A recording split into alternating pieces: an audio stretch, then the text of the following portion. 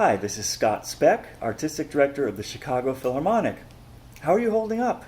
We want to check in with you, our beloved Chicago Philharmonic family, and see how you're doing. I'm at home still. I'm guessing you are too. I hope you're staying safe. And I hope you're getting some music in your life. That's something we can actually help with.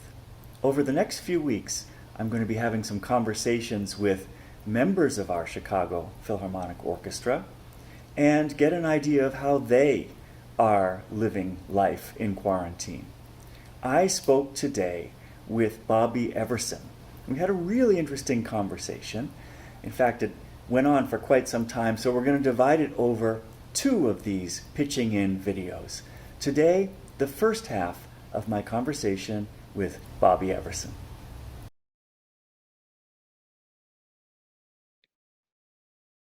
So I'm here with Bobby Everson, our principal timpanist, one of the greatest timpanists I've ever had the pleasure to hear.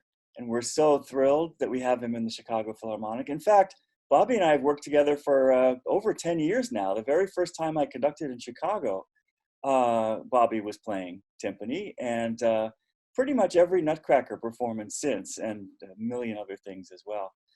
So Bobby, how are you holding up? Well, Scott, we're doing fine, thanks. How's everything with you? It's good. It's certainly a slower pace than usual, at least in Absolutely. terms of studying music, although we're spending a lot of time planning music and seeing how we can reschedule performances. But it's tricky for a conductor whose instrument is the orchestra not to have the instrument to practice with. That's very true. You I'm fortunate that I do have my instruments here with me, and so I am able to practice at home, which I normally do anyway, but now that I'm home all of the time, it's all the more so. So you have two timpani there at home, is that right? I have a lot of timpani here. These are just the two I have in front of me here. Ah, I see. Got you. And I see you have a rack full of mallets behind you. And I think Yes. a lot of people would be surprised to know that a timpanist has so many mallets because usually the timpani are hiding in the back of the orchestra, and the mallets may be down at a lower level where the audience doesn't see them. But tell us a little bit about that. Well, I normally carry about 30 pairs of mallets for every performance. That's what I carry with me. I don't normally use all of them, but that gives me the option to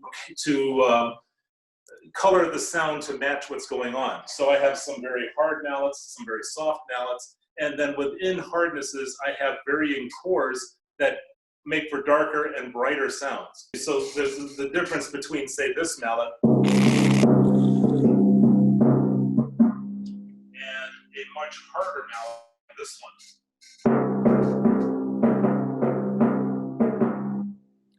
Now, And again, within each hardness, I have varying sizes of core or even materials of core that changes the color of the sound from bright to dark, in addition to just being hard and soft.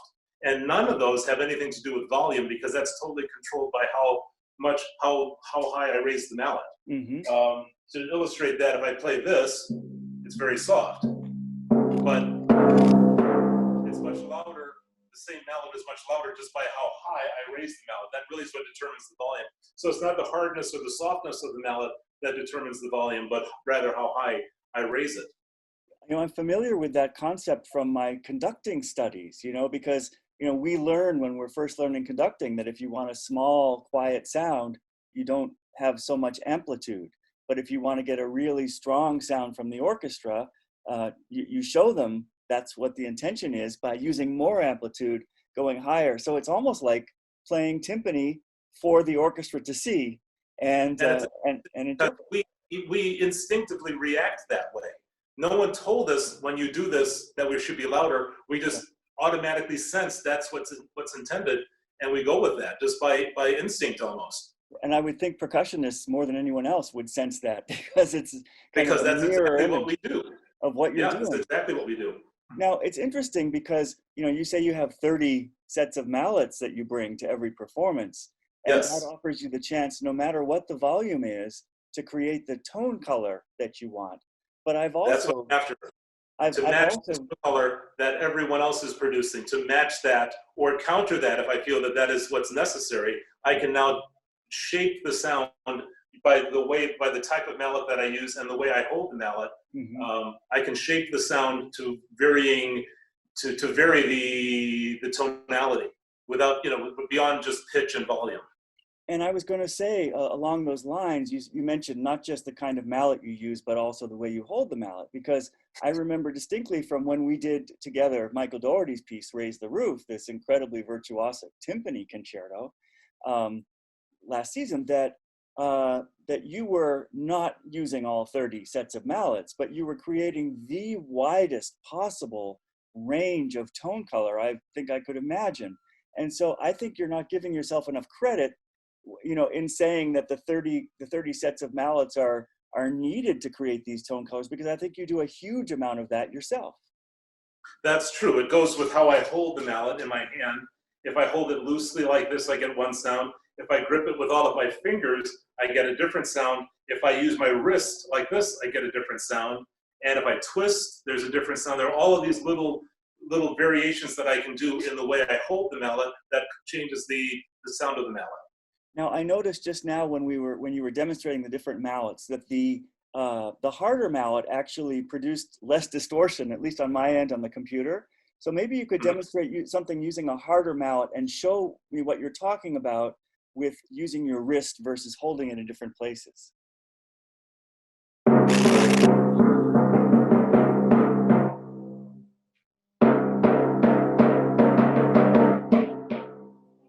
Yeah, I think I can hear, and I think that that someone listening at home would be able to hear that difference. And those are two very different sounds that you're getting from just one mallet or one set of mallets. One pair of mallets, yes. And you can get more sounds from that one pair of mallets as well, and then multiply that by 30, and you just have the infinite range of musical expression at your fingertips.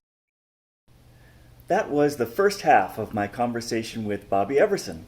Bobby had a lot more interesting things to say and to demonstrate, so we'll get to those next week. Meanwhile, I hope you have music, I hope you have joy in your life, and looking forward to seeing you next week. Stay safe. Bye-bye.